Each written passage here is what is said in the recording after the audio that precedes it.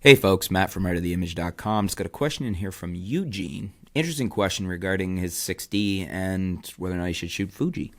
My name is Eugene and I currently shoot with the Canon 6D with a 24-105 lens, plus I bought a used 70-200 lens, the IS2. However, I try to buy portrait lens, prime lenses, and they are really expensive. In addition to this, I recently bought a Fuji X-T20 and I like it.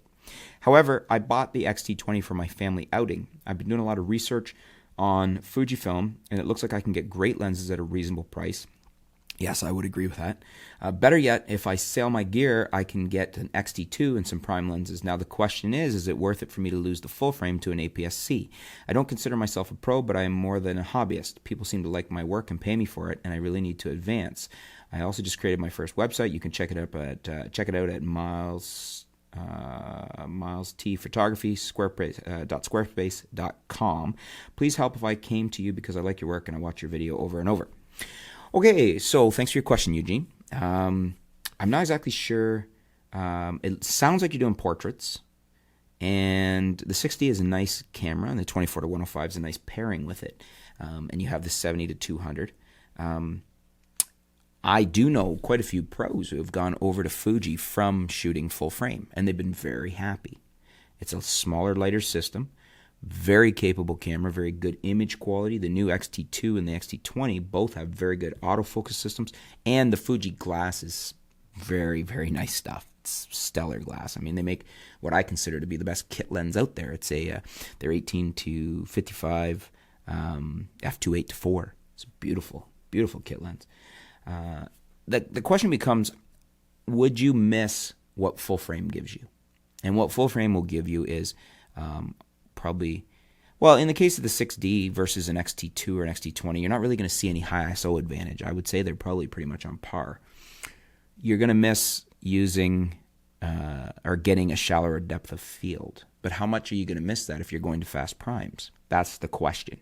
So if you get yourself some nice fast primes, I've got the X-T20 right here with the new Fuji F2, 50mm F2. Really nice. I love the X-T20. I wouldn't sell it to get an X-T2 if I was you. There's got to be something about the X-T2 you think you need over the X-T20. Certainly isn't, 90% of the goodness of an X-T2 is right here in the X-T20 at a better price. So I would spend your extra money on glass.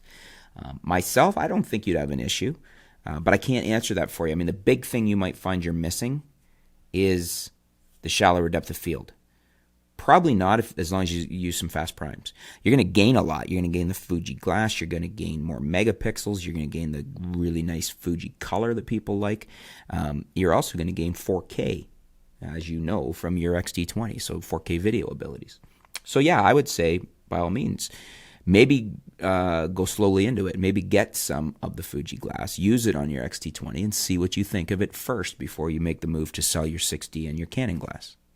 It's an easy one there because you could, even if you bought the Fuji stuff new from somewhere that had a return policy, you could test it for a few days or a couple weeks, still be within your return policy if you're not happy, and then decide to expand your Canon system if you weren't happy.